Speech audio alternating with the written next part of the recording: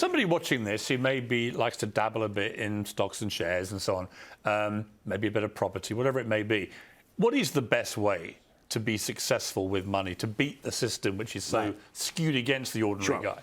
So this is really simple, and this is what the book is about. So property is a separate issue here, but talking about stocks, like, there's two parts of money. Okay, you got to make a certain amount of money, right? And you also have to not spend more than you make. That's like sort of the budgeting side of things, right? But assuming that you make some amount of money, have a bit left over, whether it's small or large, the real question is, what do you do with that money? How do you put that money to work in the markets so that when you're ready to retire one day, you have a giant nest egg waiting for you?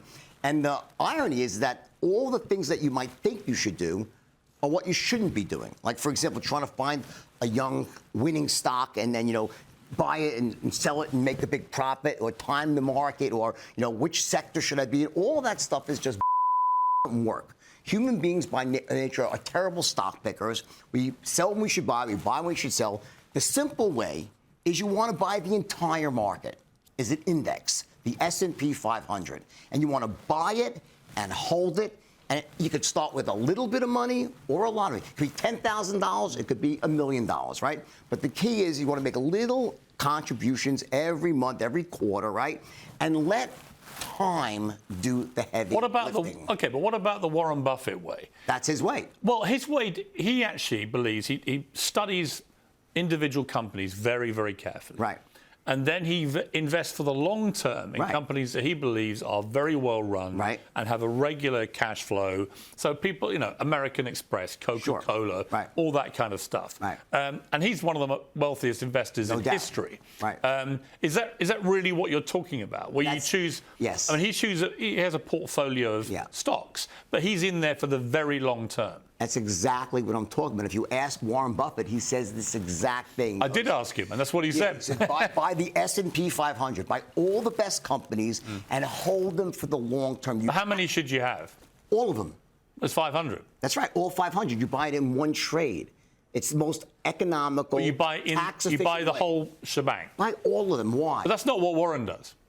On some level, it is. Now, again, he only has like under 20 stocks he owns, right? There's a difference, though. So there are about maybe 3 or 4 people in the world that can beat the S&P 500. He's one of them. All these other hedge funds and mutual funds, they don't even beat the index each year. On average, they underperform the index, and after all their fees and commissions and performance bonuses... But I just want to throw it back here. Part of the thing of being an investor in the stock market is the fun of it. It's a bit like betting on horses. Right. You're sucking the fun out of it with this strategy. No. Because you're saying just put it all into this thing. Yeah. Nothing, it's not going to... All you'll see is that one index fluctuating in value. Up and down, and probably over time it'll keep ticking up. It's very safe. It's very un-early Jordan. Right. Well, here's the difference, though. Where's the fun? The fun is you should set aside 5 to 10% of your money and do exactly what you're saying. Have fun, speculate, trade in and out. But listen, you know what's fun? Retiring and being frickin' rich. You know what sucks and is no fun? Retiring and being frickin' poor. Okay? As I always said in the movie, I've been rich, I've been poor, I choose rich every time. Where are you now? Thankfully, I'm wealthy. How rich are you now? I don't want to say, but I thankfully do very, very guess? well. What? Can I guess? Can you guess? You can guess. If I was a guessing man from when I last saw you to now, 30 million. Okay, well, listen. Dollars. Again, I do very, very Am I in the ballpark?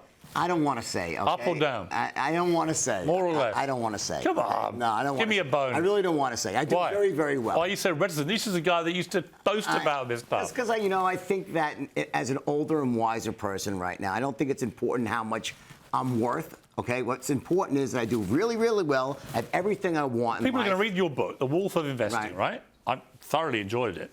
But they're going to read this and go, well, all right, but how much is he worth then? Because that will dictate whether I believe it. You can go online and they have my net worth posted as $100 million. Is that what it says? I have no idea how they got that figure.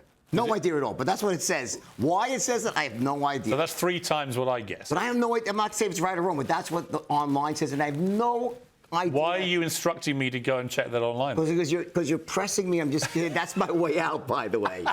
But I'll tell you this: one thing no one ever accused me of is not knowing how to make money. No, I've been accused of many things. But I also know never that. But knowing you, I also know you would know how much you're worth to the nearest dollar. Right.